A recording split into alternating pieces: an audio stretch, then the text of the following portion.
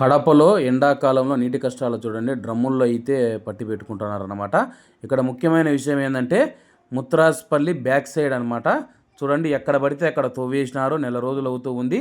ఎవరిని అడిగినా సమాధానం పట్టించుకోరు. మన ఏరియా కార్పొరేటర్ని అడిగినా కానీ, లేకపోతే నీళ్లు పట్టుకునే వ్యక్తి ఎవరైతే ఉన్నారో ఆంజనేయులు అడిగినా కానీ, ఎవరిని అడిగినా కానీ పట్టించుకోవడం లేదనమాట. ఏమన్నంటే కానీ రాంగ్ సమాధానాలు అయితే చెప్తున్నారనమాట. ఇలా ఎక్కడ పడితే అక్కడ తోవేసి సరిగా నీళ్ళ ట్యాంకులు కూడా పంపించడం లేదు. ఒకటో రెండో పంపించినా కానీ దానికోసం జనాలు కొట్టుకునే స్థాయికి అయితే వచ్చిందనమాట. ఓట్లప్పుడు మనం చూసుకుంటే కానీ జనాలు ఇంటి దగ్గరికి వస్తారు. అలాగే ఇక్కడ ముఖ్యమైన విషయం ఏంటంటే కానీ ఇంటి పన్ను నీటి పన్ను కట్టకపోతే వెంటనే కుళాయిలు కోసేస్తారు. ఇప్పుడు నీళ్ళు వచ్చి నెల రోజులు అవుతుంది. దీనికి సమాధానం చెప్పమంటే ఎవరు చెప్పడం లేదనమాట. దీనిపైన కడప ఎమ్మెల్యే మాధవిరెడ్డి గారు, మున్సిపల్ కార్పొరేషన్ అధికారులు స్పందించాల్సి ఉంది. సరేలే, ఈ తలకాయ నొప్పంతా ఎందుకని ఒక ట్యాంకు నీళ్లు కొనాలంటే కానీ 600 రూపాయలు అయితే వసూలు చేస్తూ ఉన్నారనమాట. కాబట్టి దీనిపైన ఎమ్మెల్యే గారు తప్పకుండా స్పందించాలి.